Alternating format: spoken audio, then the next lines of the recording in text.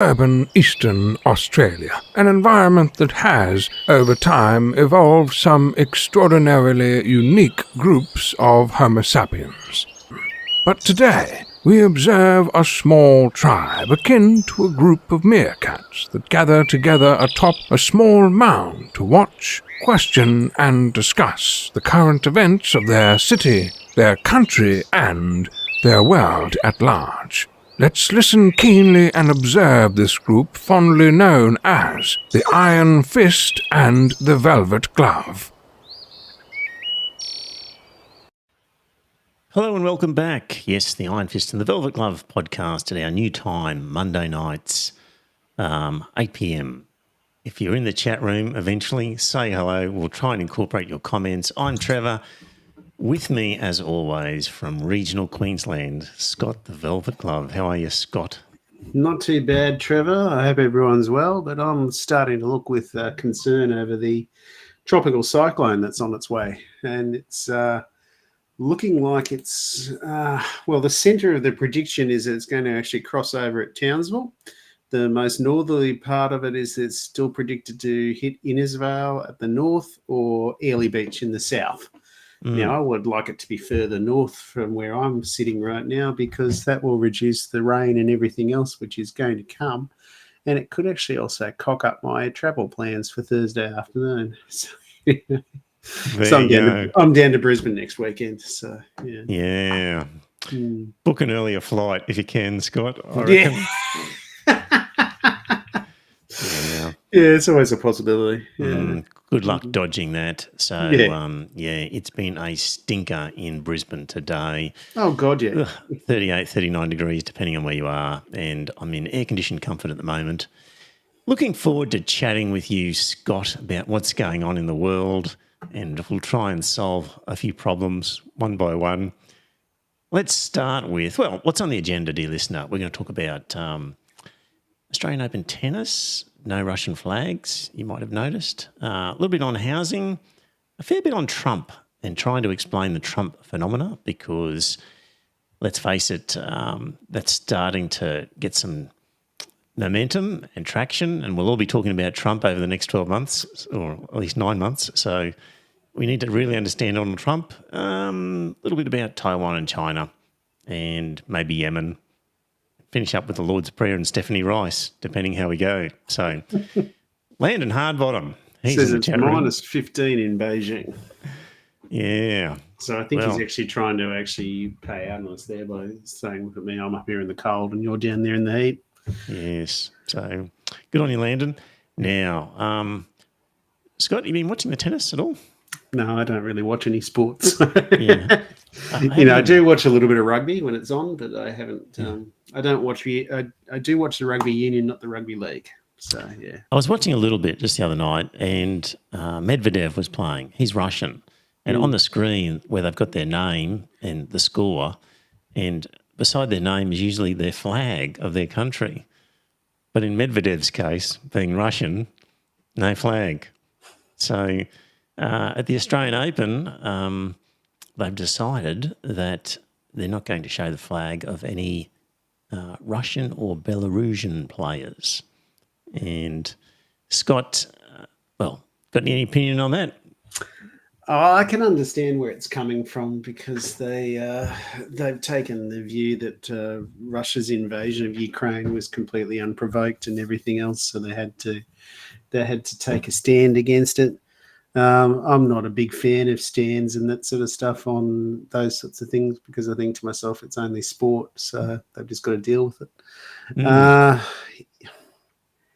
It is what it is. It looks like it's a fairly muted approach by the Tennis Australia, but it is something that they could do to effectively protest against Russia's invasion of Ukraine.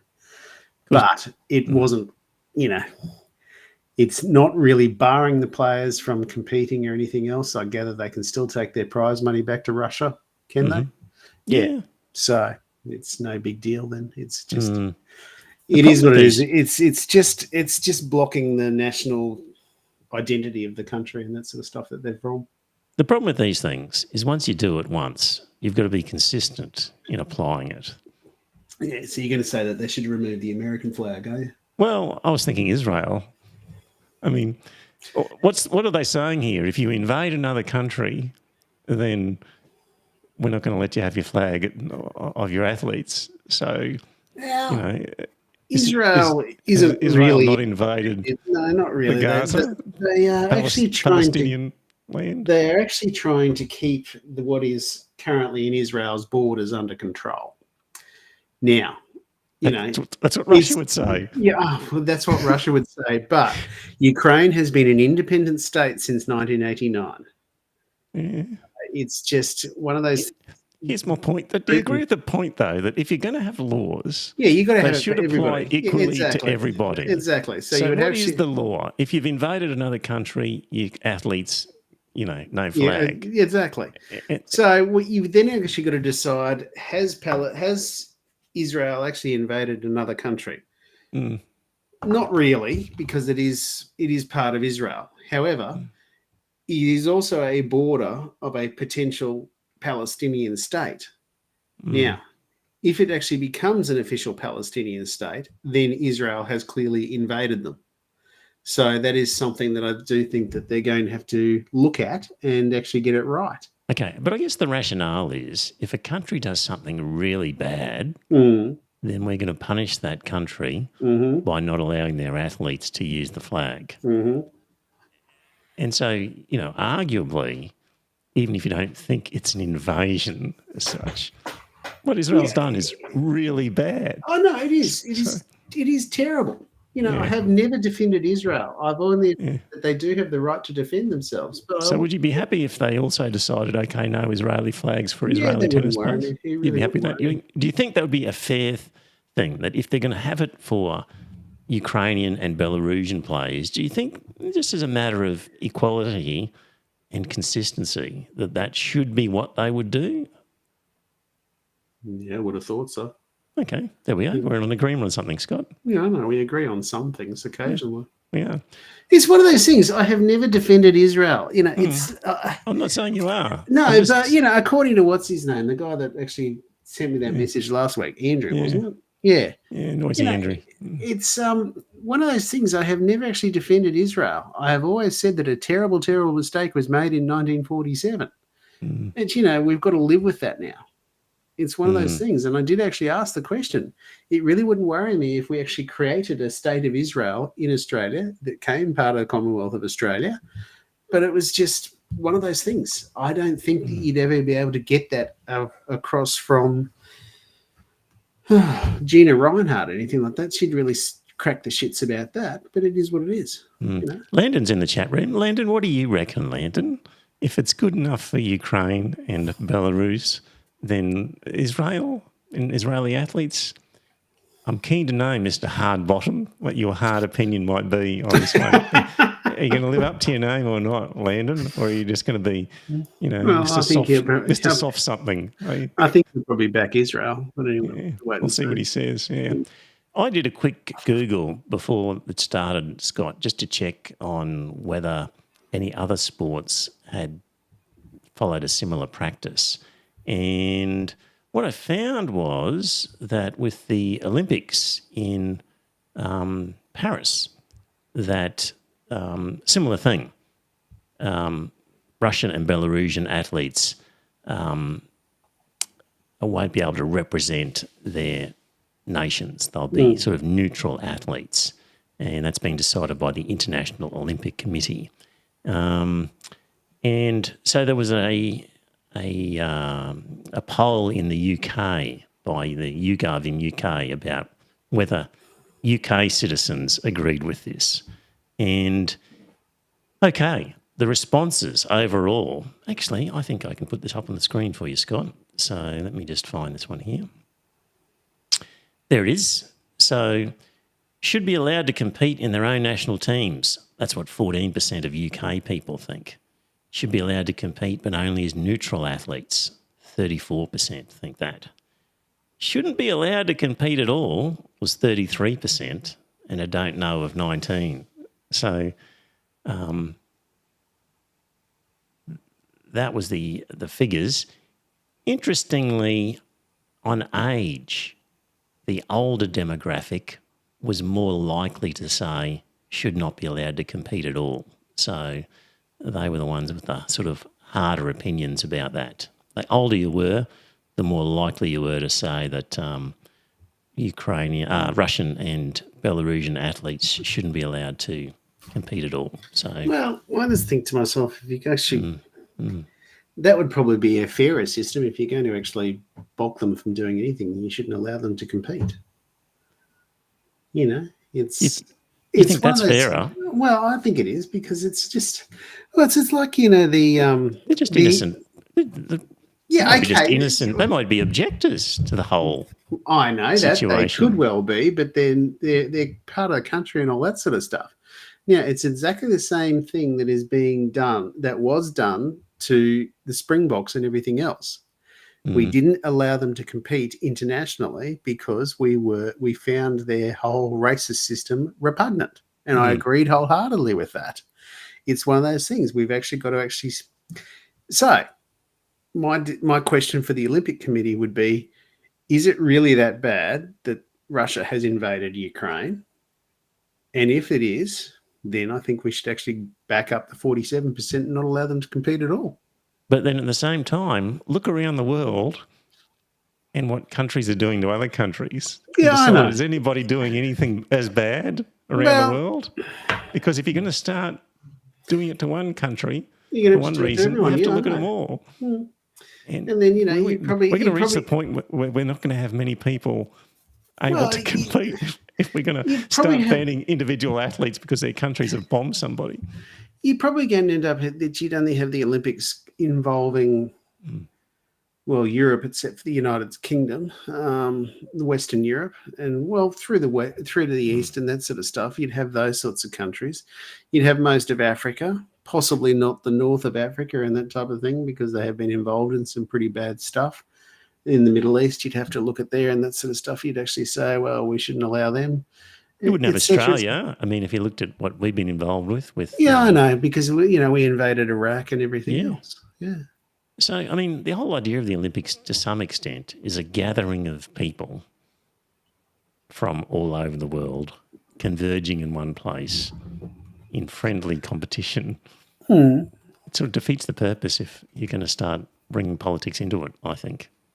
So, Well, it's one of those things. You've actually got to decide where you're going to have your politics, don't you? You know. and not on the sporting field. Please. Well, I can appreciate that, but then would you have allowed the Springboks to compete at the time that their country was involved in racist politics? Yeah, good question. And good question. If it was the Olympics, where it's like everybody's supposed to be there, then I'd say yes. But, the Springboks were just in a sport which was between, half a dozen different countries. Yeah, exactly. It's one of those things. It was pretty small and that sort of stuff. So Australia could take its principled stand and that sort of thing and say, no, we're not going to allow it. It's one of those things. I don't know where I'd draw the line. And Landon's actually saying if we're being consistent, then the US flag should be missing from a few international competitions. True. He's right there. If we are being consistent, we've got to actually keep the US out. It's one of those things. I'm not sure where you draw the line, though. Right. Watley's joined. He's late again. But all right. So that was flags of Russians and Belarusians at the tennis and the Olympics. Scott, a bit on housing. This came via an article I saw in Crikey, which referred to a report by Mary Azizi and looking at housing. And let me just bring up, again, one of these slides on this one. So looking at the screen, dear listener, is a chart. There's a blue line that's just a slow growth. There's a red line that accelerates quickly. The blue line is average weekly earnings, and the orangey red line is house prices. And that sort of is an indication of how the house prices have accelerated beyond how wages have accelerated. And that growth in it was around about 2001, was it? That's when it really started to take off. yeah, And that was ridiculous because that was also the time that the Howard government actually took away the old way of calculating capital gains tax and then did a 50% discount on it. So since the 1990s, house prices have risen from 2.5 times annual household income to over 6 times today. So I can remember, dear listener, when my wife and we weren't even married, weren't even engaged, but she bought a house on a teacher's wage. I think the teacher's wage was maybe 18,000, 20,000, and the workers' cottage in Newmarket, right on the train line, was like 40, 45,000, maybe it was 50, something like that. Pretty much the sort of 2.5 times her wage. And, you know, if the median wage now is 80,000, there's no way you can buy something like that for 200,000. Like, it just doesn't exist. No. So still running into boomers who say, these young people today, they want everything fancy. They want the best house. And I just say to them, they'd buy a shitbox if it was available, a small workers' cottage. They're just not there. So anyway, that was that statistic in this report. And the other interesting part of this report was looking at what it's costing us. Might be hard to read on that screen, but the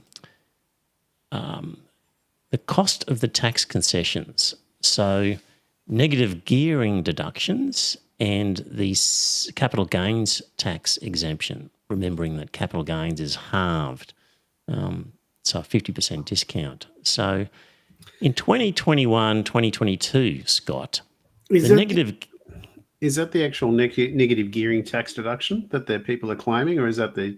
That's what it's costing the government in lost revenue by allowing negative gearing deductions. And in 2021, 2022, it was 3.7 billion, and the capital gains tax was 4.7 billion.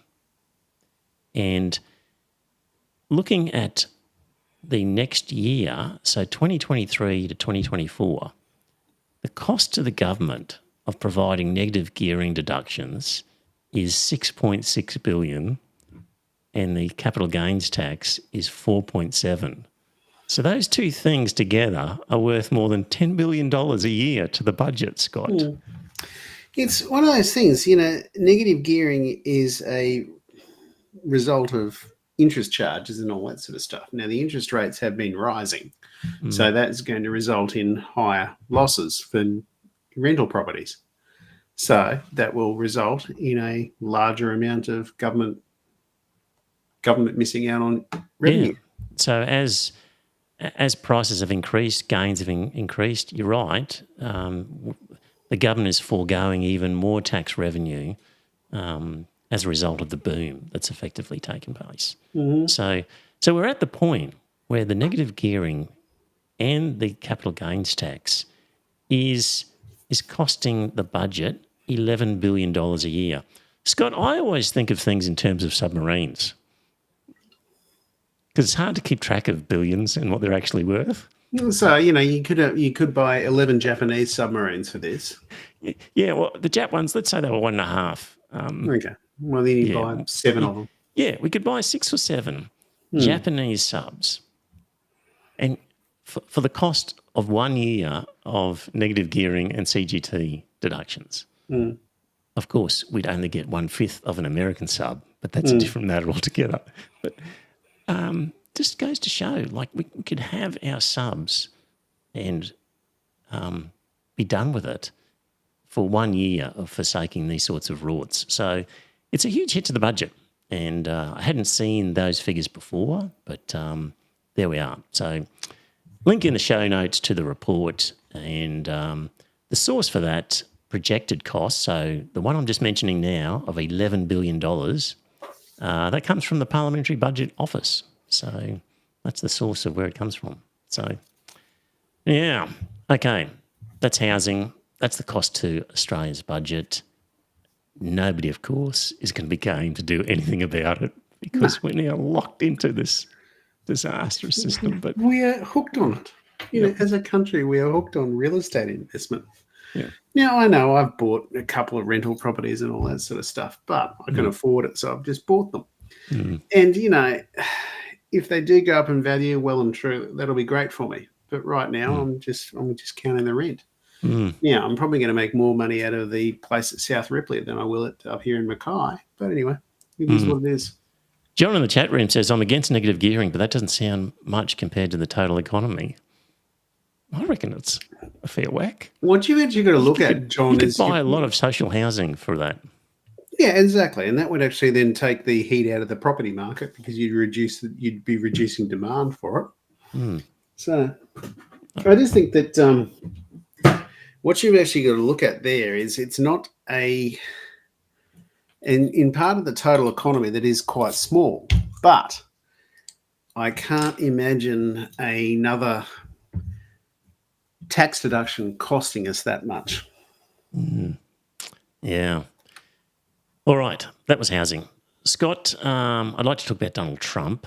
And we mentioned last week, I think So this it is was. probably going to take us about half an hour, isn't it? Well, I don't know. See how we go. Ron last week- DeSantis has dropped out of the race. Yes, he dropped out. So they had the Iowa caucus, and really it's now pretty much down to just Trump and Nikki Haley. And she's just, it's only a matter of time because Trump's clearly going to win. So it's hard to imagine any other result. Just the Iowa caucus really confirmed that Trump is going to win.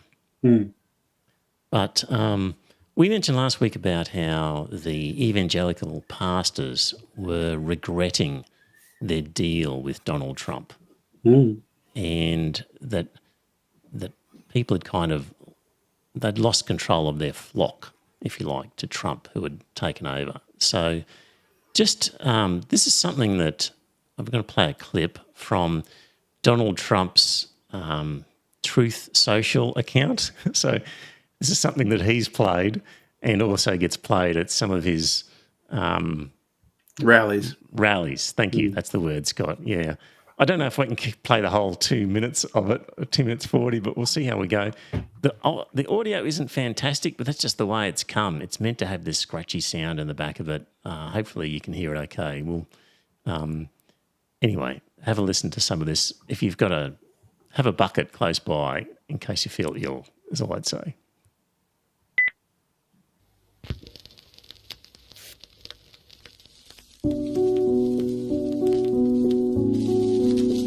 And on June 14th, 1946, God looked down on his planned paradise and said, I need a caretaker. So God gave us Trump. God said, I need somebody willing to get up before dawn, fix this country, work all day, fight the Marxists, eat supper, then go to the Oval Office and stay past midnight at a meeting of the heads of state. So God made Trump. I need somebody with arms, strong enough to rustle the deep state, and yet gentle enough to deliver his own grandchild. I like that bit. Strong enough to wrestle with the deep state, yet soft and gentle enough to deliver his own grandchild. Was he claiming to have delivered his own grandchild at some point? I never heard this before, and I just thought to myself, maybe he is claiming that. Well, somebody's claiming he did. Anyway, I'll keep going with it. To ruffle the feathers, tame cantankerous World Economic Forum, come home hungry, have to wait until the First Lady is done with lunch with friends, then tell the ladies to be sure and come back real soon, and mean it. So God gave us. That was in all seriousness. Wait for the First Lady to have lunch and then welcome her friends back another time and mean it in all seriousness. And this wasn't done ironically. This was done as a fawning sort of thing. It's a load of shit, isn't it? It's a strange clip. I'll keep going. I need somebody who can shape an axe but wield a sword, who had the courage to step foot in North Korea, who can make money from the tar of the sand, turn liquid to gold, who understands the difference between tariffs and inflation, will finish his 40-hour week by Tuesday noon, but then put in another 72 hours. so God made Trump. God had to have somebody willing to go into the den of vipers, call out the fake news for their tongues as sharp as a serpent's. The poison of vipers is on their lips, and yet stop. So That'll do. There's another minute or so of it, but you get the flavour of. I think that was a. It sounds very much like a video and that sort of stuff that came out many, many years ago. It was something on God Made Farmers, wasn't it? I don't know, Yeah. but it's a real sort of deification of Donald Trump. Oh, God, yeah. As sort of a saviour figure. Yeah. So, so that came associated with an article I was reading in the New York Times, and I'll just read some excerpts from that article. So, Trump, his family, and his supporters have been more than willing to claim that Trump is ordained by God for a special mission to restore America as a Christian nation.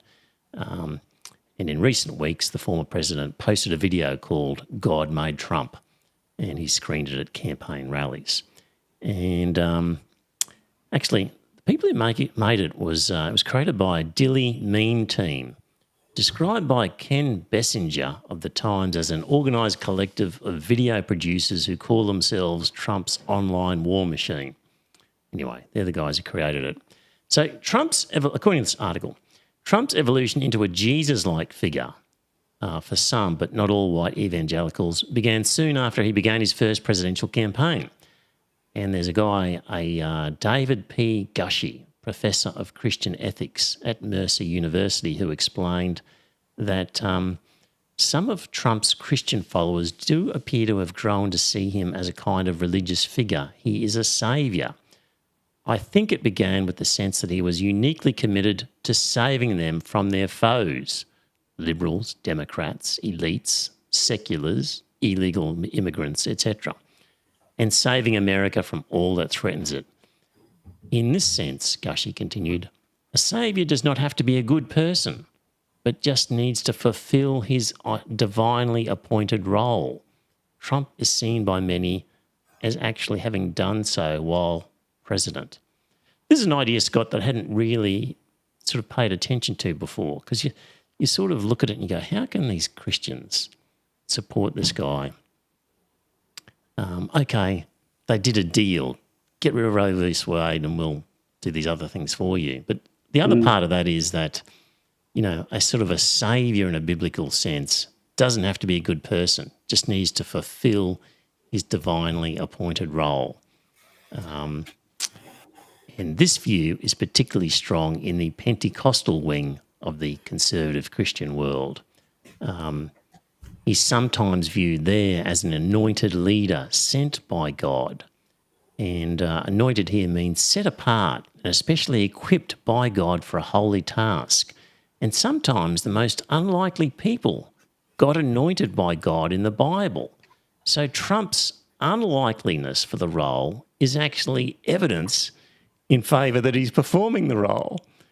And they go on to talk about... let me just see here. There's a particular character. Yes. So white evangelicals refer not to Jesus but to the Persian king Cyrus from the book of Isaiah in the Hebrew Bible. In that story, Cyrus is the model of an ungodly king who nonetheless frees a group of Jews who are held captive in Babylon. So sort of the fact that he is so unsavoury leads even more evidence for these people that he is the real saviour, because in their biblical interpretations, that's quite appropriate that the most unlikely people perform roles anointed by God. And that's actually a good thing. Wow. I think they're actually concentrating far too much on the Old Testament there. You know. But as a means of justifying themselves. Yeah, I know. Yeah. Yeah. Now, because, you know, I would have thought that if you're a Christian and that sort of stuff, you should have more of an emphasis on the New Testament. than you would on the Old Testament, but apparently not. So now there's an important idea here that I've just got to get to. So there's a guy, Jim Guth, political scientist at Furman University, an expert on the role of religion in politics, apparently. And he says, white evangelicals are invariably the most populist. And by populist, he means more likely to favour strong leadership, to distrust government, to see the country on the wrong track, and to think that the majority should always rule. And Guth found that another trait of political populists is the willingness to ignore democratic civility. He says, we constructed a rough politics score from the following items: whether protesters deserve what they get if they hurt in demonstrating, whether the country would be better off if it got rid of rotten apples, and whether people are too sensitive about political discourse. And what they found was that with evangelical affiliation, evangelical identity, and biblical literalism, predicts that you'll agree with those assertions, that rough politics. So the evangelicals like that sort of strong man, better off without those rotten apples, don't be so sensitive kind of attitudes. And what he goes on to say is that essentially not only were the evangelical leaders doing a deal with Trump about Roe v. Wade, but it actually just aligned with evangelicals. Trump aligns with evangelicals in that characteristic of wanting a strong man who gets rid of rotten apples and believes the majority should rule over the minority. So there's that sort of characteristic trait of evangelicals, which, let's face it, is a pretty ugly trait. And, incredibly ugly. And he's essentially saying that when you're studying religious groups, you'll find that trait those traits overrepresented in evangelicals. And so Trump is actually a psychological match for these people. It's not just cutting a deal for Roe v. Wade and putting up with his shit, if you like. They actually like that shit because it matches up with their psychological profile. Their view of the world. Yeah. So there you go. Add that to your kit bag of understanding of the Trump phenomena in American politics. And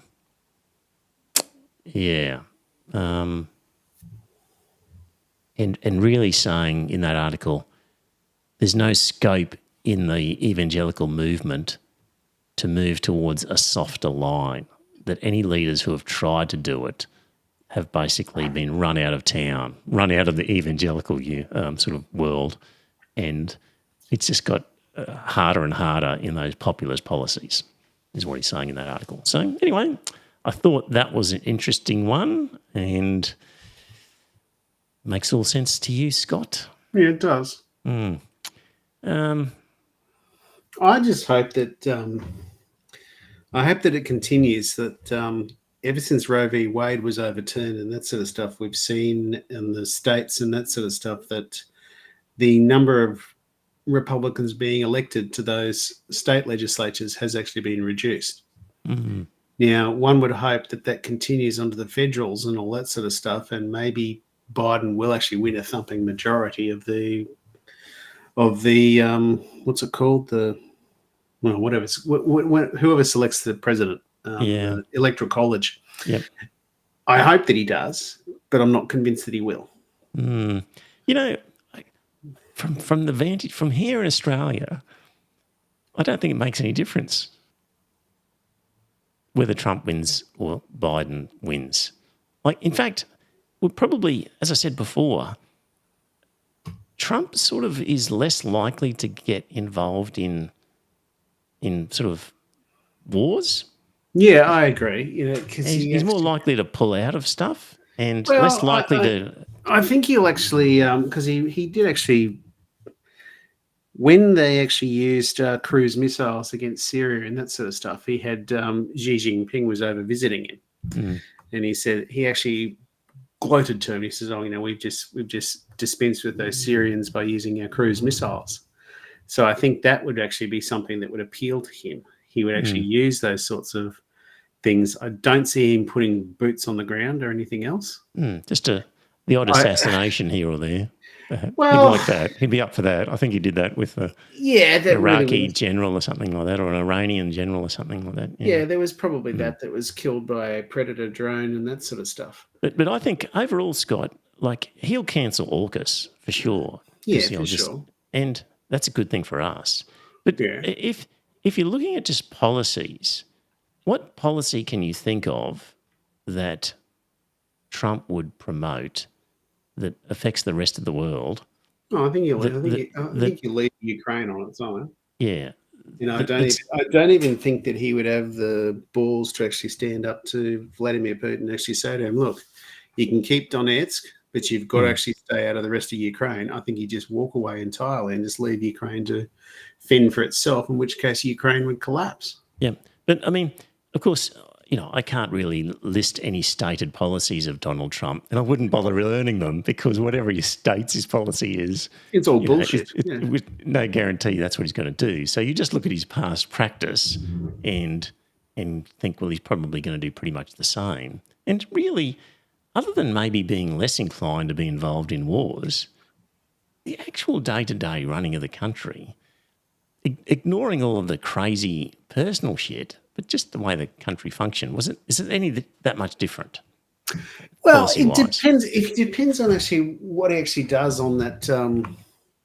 I can't think what it's called, but the Republicans do actually have a book and that sort of stuff that they've actually put together about what a first day Trump 2.0 will look like. And they've actually gone through and actually said that they're going to sack the public servants and they're going to move into the from the Yeah, he jobs says for that, life and but that a sort lot of of the stuff. yeah, He's going to sack them and put in sycophants, which would be ridiculous if they actually did that. Now, Here's I honestly believe that we would have to be very concerned about that. Here's a clip from a podcast which has now what's this guy called? Greenwald. This is something from Landon Hardbottom. He says, Yeah. Putin has the Trump piss tape. Trump will do whatever he's told to do. Could be the case. Yeah. Could be the case. So this is Glenn Greenwald from System Update podcast. This is talking about power and whether there's any difference between Trump. It's an interesting idea of why. I'll play it. I think this is quite instructive. Have a listen to this, Scott. Just to close this point about the dynamic of the race and the fact that the establishment in Washington is so clearly, enthusiastically supportive of Nikki Haley. And when I asked Congressman Douglas that, I think he gave an interesting answer, which is absolutely right, that she represents business as usual, that there will be very little change to the way things are done in Washington if she's elected or if Joe Biden is reelected. That's what they look for more than anything. That's the reason they found Trump so threatening, not because of any one particular view he expressed or policy he advocated, although I think secondarily it became about that as well. I just think in general, he represented this threat to continuity, this just subversive energy that threatened to shake up their very comfortable game. Washington is where their power and wealth comes from. They're very, very protective of that. And the person who sits nominally, at least at the top of that pyramid, who doles out enormous amounts of opportunities and contracts, for that person to be overtly hostile to sectors of the establishment is their biggest fear, way more than which party wins or loses, which ideology prevails. And Trump was such an outsider in terms of Washington. He had never occupied political office before. They just feared the fact that he didn't rely on their standard group of lobbyists. They saw the writing on the wall that their normal consultants and others who were careerists would be out of power. It was the only time Trump's election was in the last 25 years that Victoria Nuland did not occupy some important and influential foreign policy position. She was there in the Clinton administration. She then served as Dick Cheney's top foreign policy advisor throughout the Bush administration. She then became the ambassador to NATO when NATO was recklessly expanding eastward in a way that was threatening Russia. She then began running important parts of the State Department under Hillary Clinton and then was put in charge of Ukraine under John Kerry. Only when Trump was president for 4 years, she was out. Biden gets reelected. She's right back in. Now she's been promoted once again to the highest level of the State Department. So just in Victoria Nuland, you see the point I'm emphasizing, which is that these people thrive and prosper and maintain power no matter the outcome of political elections, as long as both parties nominate somebody who plays the game. And Nikki Haley is clearly somebody who, as much as any politician I've ever seen, is more than willing to play whatever game she's told to play in order to benefit herself. She's an absolute empty vessel, a puppet who believes in nothing. I thought that was a good example, the Victoria Nuland one, where it didn't matter, Republican or Democrat, she gets a job, gets a role, and it's only when Trump's in that she doesn't. And there'd be lots of people like that who suddenly lose their power. So Yeah, for sure. It is one of those things. That is one area that you could actually point to Trump and actually say, well, that would be a good thing because you wouldn't have this hawkish sort of NATO expansionism and everything else. That's only one thing. The rest of it is a concern. It's like, I think you're looking for Republican policies that don't exist. Because, they, and he said, oh, she's an empty vessel. Well, that could be argued about any Republican. They are all empty vessels. They haven't actually got anything that they actually hang their hat on or anything like this. Now, Reagan, who I did disagree with a hell of a lot, you could actually at least hang his hat on something and say, well, this is what he actually believes and this is what he's going to do. This current lot, I don't think you'd actually say the same thing. It's... Anyway, it's an interesting idea that the sort of the establishment is particularly keen for Nikki Haley over Donald Trump because it's a continuation of power for a lot of people who expect to use power, irrespective of whether Democrats or Republicans win. So, it's like one of those things, like, as bad as George W. Bush's presidency was, at least it was something that you could hang your hat on and say, well, I actually agree with that. Or I disagree with most of what he's saying, but there's a few things that do come up. You think just, okay, he's got us there, But it's just one of those things with this idiot. I just don't think we're going to get anything that any of us could agree on. Anyway, you're probably going to be very happy if he does actually cancel AUKUS. I'll be delighted. Yeah, it's just one of the biggest but you've got to remember that AUKUS stands for Australia, UK, and US. So the UK could still actually sell us some nuclear submarines from that. Well, the whole deal would then be done, would be over, because it relies so much on the US as part of the whole shebang. It couldn't just... Well, I think that Australia would be waiting until the 2040s for our next lot of submarines. Yeah, we're never going to get them. So Well, we'd have to wait until the UK was ready to produce them and that sort of stuff. Then we'd end up buying them from there. Yeah. And we've still got to work out what the hell we're going to do with the spent fuel and everything else that comes from them. Because the UK hasn't actually decommissioned any of their submarines that they've ever had. I think they're just sitting in a dock somewhere. Yeah, they are Rusting away. Yeah, they're rusting away. They're keeping the power and everything on them and that sort of stuff, so they don't actually blow up. But it's just one of those things. They haven't worked out how to safely dispose of the nuclear reactors. Yeah. So anyway, Trump's also got News Corp by the balls. So according to an article from Crikey, with Lachlan in charge, they're sort of recognising that their audience that they want to try and keep are Trump lovers, and therefore they have to comply with Trump demands. And Ron DeSantis, accused Fox of just being Trump's Praetorian Guard, and he said they don't hold Trump accountable because they're worried about losing viewers and they don't want to have their ratings go down.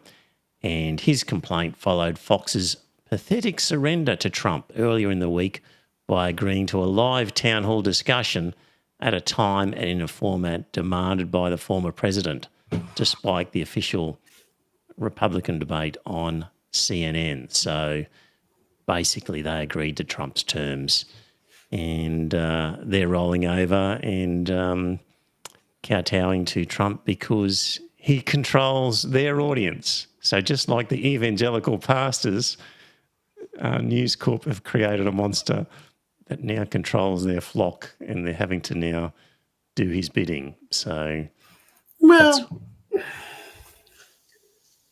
one would hope that the lawsuits and everything like that against Fox News is actually going to actually control their behaviour next time when the election is to be called. yes, they won't be doing the same thing in terms of the vote counting, but there's all the soft sort of stuff of assisting Trump along the way is what they'll be doing. So, yeah. Yep. Just away from Trump now, UK poll. So there was a YouGov survey, 14,000 people, extrapolating the results, and predicts the Conservatives will retain only 169 seats, which is 196 fewer than they hold at the moment. And Labor would take 385. So a big wipeout of the Conservatives in the UK seems all but certain, Scott.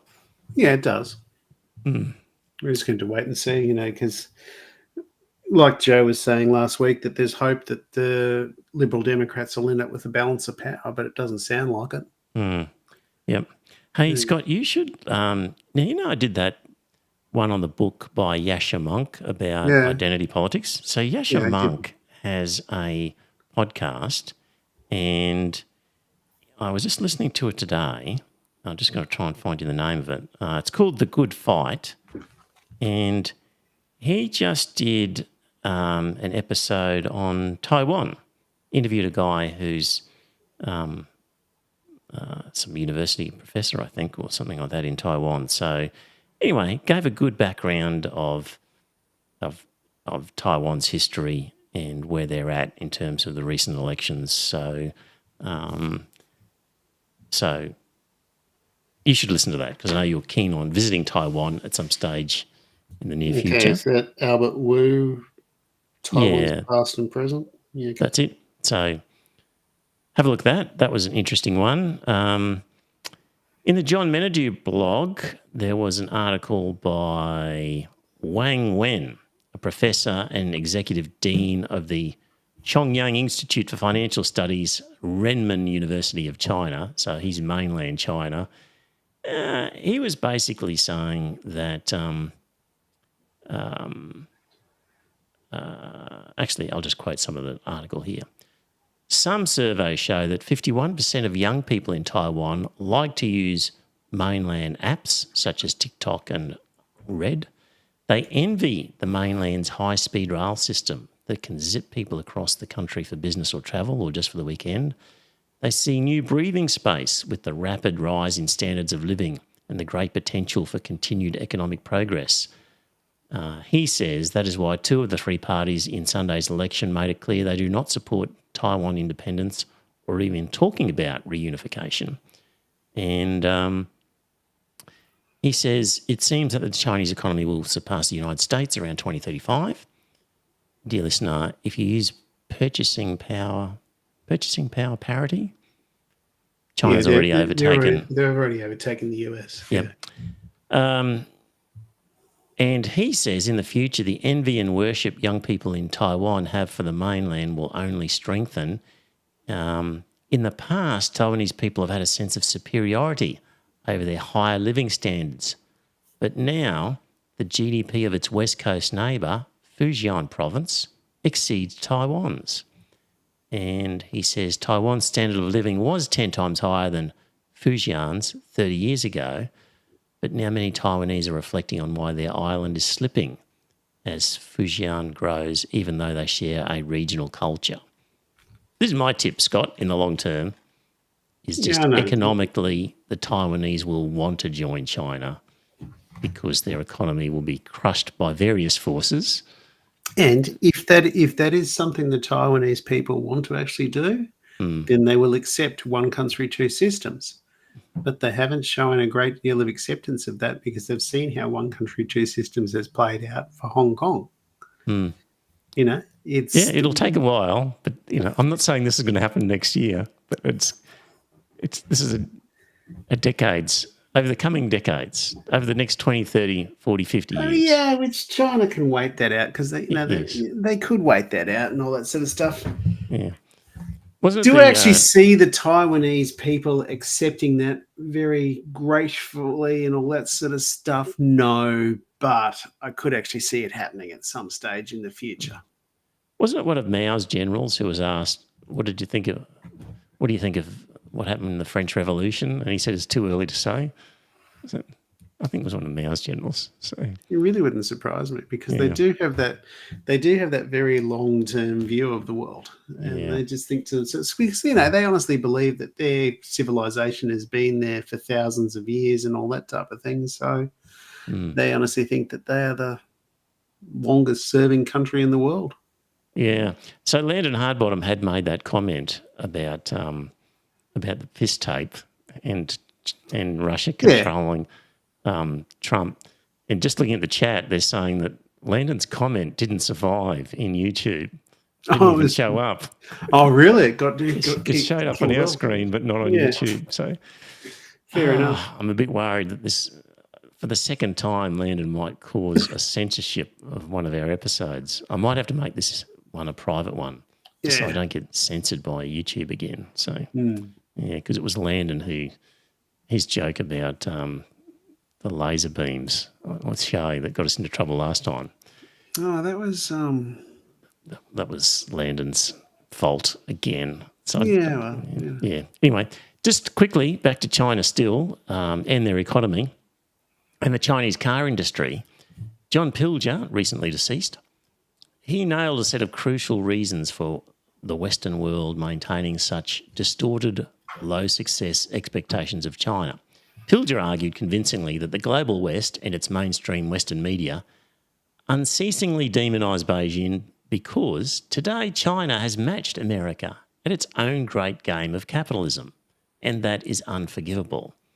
He says the same Western media has played a new yellow peril role in turning the extraordinary industrious community that is the real China into a fantasy-based monster trying to take over the world. And in less than a decade, the good China has been airbrushed and the bad China has replaced it.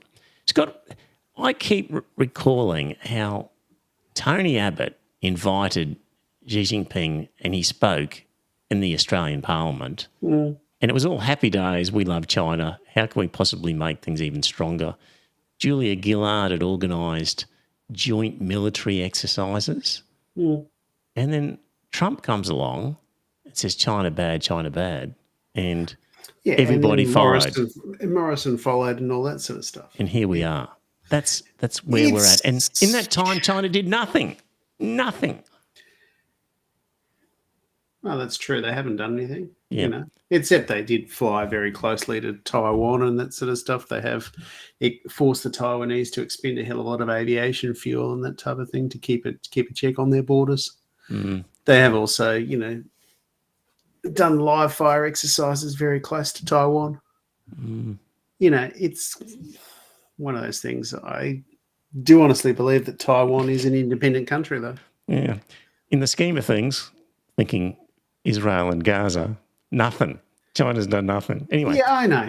Fair enough. Still in the same article, China is now the world's biggest car exporter, electric, hybrid and conventional combined.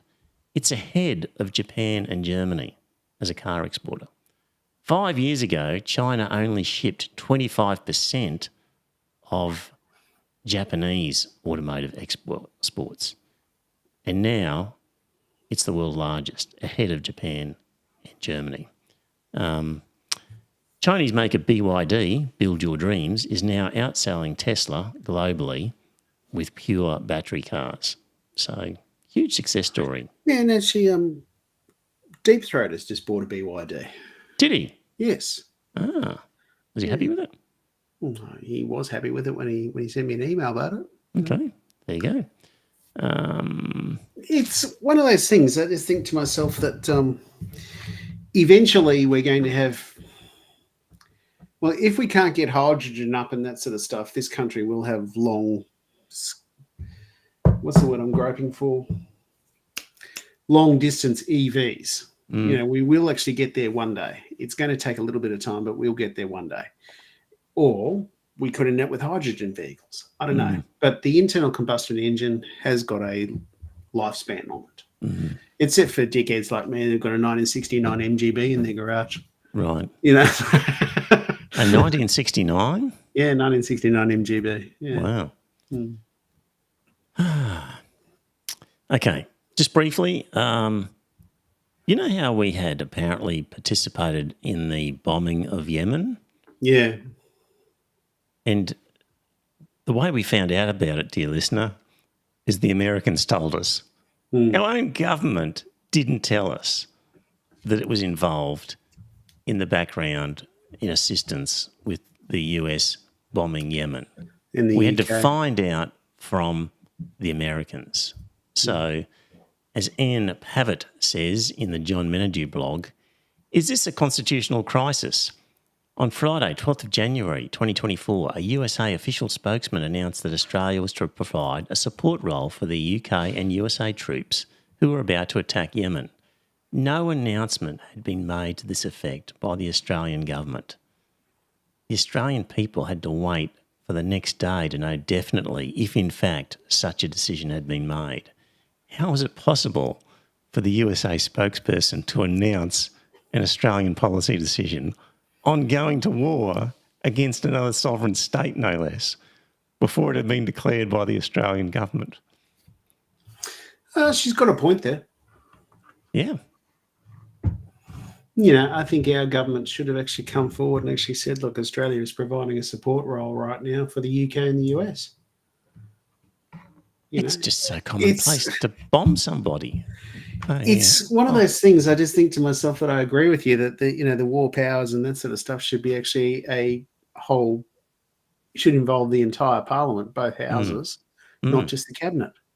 Yeah. You know, so you'd actually have a debate about it in parliament, which the Greens would be the only ones that'd be opposed to it. And, you know, but at least it would be out there and that sort of stuff. You'd have some argument before you actually declared it. Yes. Yeah. So it's